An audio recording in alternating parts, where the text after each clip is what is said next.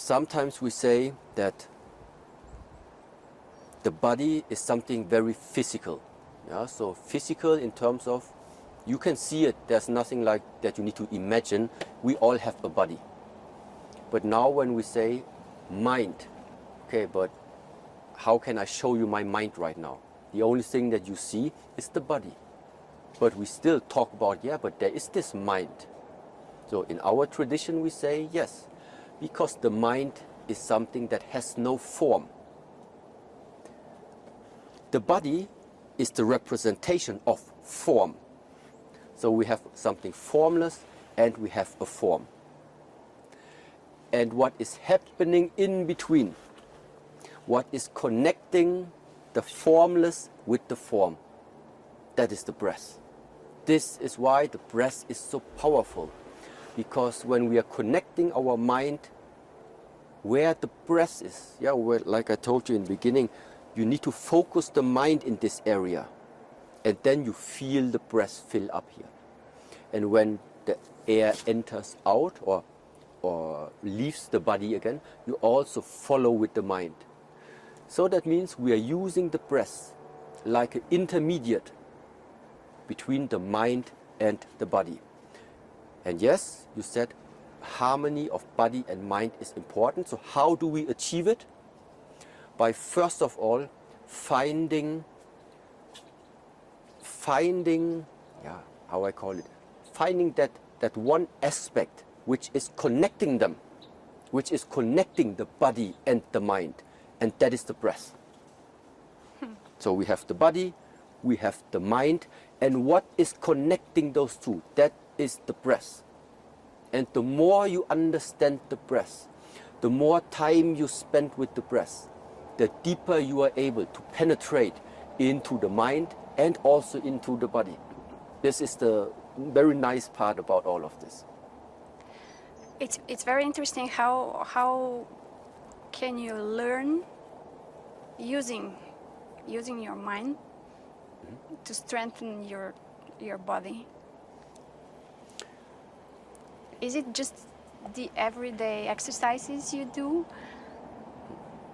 Yeah. Actually, it's even maybe the other way around. So it's not just using the mind to strengthen the body. In the beginning, I would even say it's the opposite way. We are using our body to strengthen the mind, because it is the strength, it is the discipline, and it is the power of the mind that starts to make your dreams and your visions and the goals that you have, to make them come true. Yeah, because we all have like what we would like to achieve. Yeah, but how do you achieve things? Yeah, how can we focus on it? Yeah, well, you achieve things by staying committed. This is one thing. And second of all, by having a mind which is not easily breakable, which cannot easily break. And how this can happen. So, and this is why when we are using our body, for example, just standing in different positions, just staying still, 10 minutes, 15 minutes, don't move. Then what will happen is, slowly you start, maybe you get tired, the body starts to shake. But what is giving up the first is not the body.